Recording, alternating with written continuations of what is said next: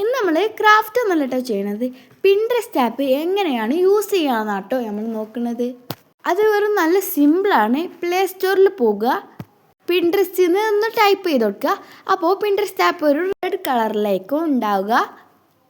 അതെടുത്താണ്ട് അതിലേക്ക് ഒന്ന് കുത്തിയെടുക്കല്ല നെക്കി കൊടുക്കുക. അപ്പോൾ ആപ്പ് നമുക്ക് തുറന്ന് തരും. ആൻഡ് നമ്മൾ അതിൽ ടൈപ്പിൽ പോയാണ്ട് നമുക്ക് വേണ്ടത് അടിച്ചു വെക്കുക. അപ്പോൾ വേണ്ടത് വേണ്ട പോലെ വരും. അതിൽ നിങ്ങൾക്ക് ഇഷ്ടമുള്ള എടുക്കുക. എങ്ങനെ അത് നമ്മുടെ സേവ് ചെയ്യണം കൂടി കാണിച്ചു തരാം. ഇപ്പോൾ ഞാനിവിടെ ക്രോഷ്യ കൊടുക്കുന്നുണ്ട്. അപ്പോൾ ക്രോഷ്യ വരും, പല ക്രോഷ്യ വരും. അതിൽ ഇഷ്ടമുള്ള എടുക്കുക.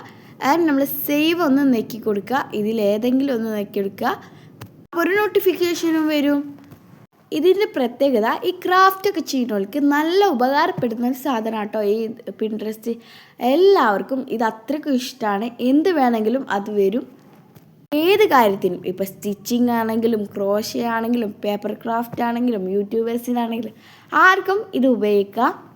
അപ്പോൾ അങ്ങനെ ഇത്രയൊക്കെ പറഞ്ഞു തന്നിട്ട് ഒരു ലൈക്കും സബ്സ്ക്രൈബും മറക്കല്ലേ.